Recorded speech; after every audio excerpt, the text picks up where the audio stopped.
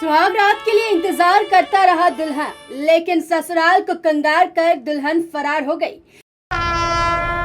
ये मामला कहीं और का नहीं बल्कि मुंबई के मलाड का है, जहां मलाड इलाके में शादी और लूट का एक ऐसा चौंकाने वाला मामला सामने आया है जिसे सुनकर आप भी हैरान हो जाएंगे जैसे कि हम हुए। शादी हुई और फिर सुहाग रात के लिए दूल्हा अपनी नई नवेली दुल्हन का इंतजार ही करता रह गया। दूल्हे का इंतजार काफी लंबा हो गया और पता चला कि सुहाने सपने को तोड़कर दुल्हन घर को कंगाल कर चली गई है।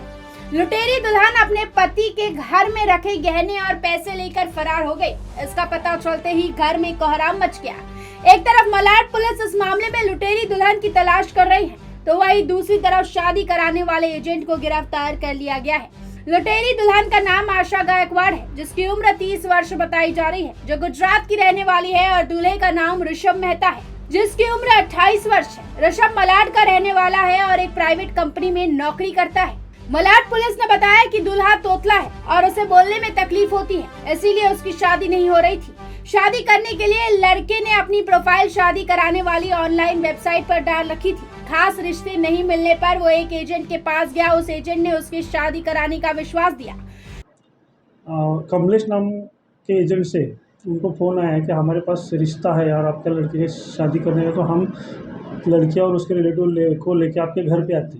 तो 26/4/22 को उनके घर पे आए और लड़की को लड़का पसंद आया, लड़के को लड़की पसंद आई, शादी तय हुई।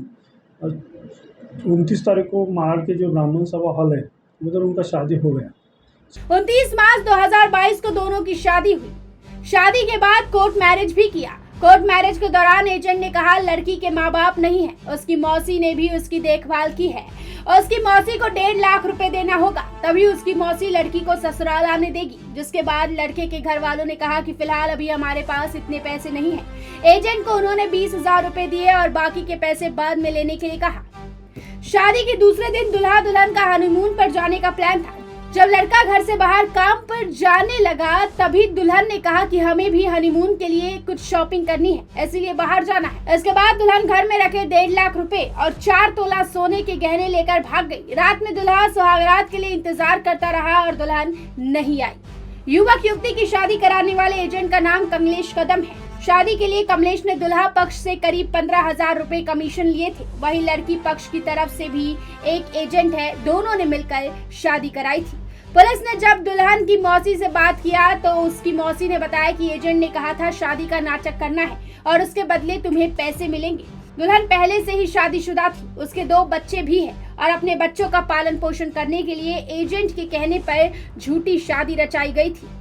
पुलिस ने बताया कि दुल्हन की गिरफ्तारी के बाद ये पता चल पाएगा कि उसने अब तक और ऐसी कितनी शादियां की है। जानकारी के अनुसार दुल्हन शादी के लिए अपना डुप्लीकेट नाम भी इस्तेमाल करती है और उसका असली नाम कुछ और ही है। फिलहाल इस मामले की हर जगह चर्चा हो रही है, तो आप लुटेरी दुल्हन से सावधान रहिएगा।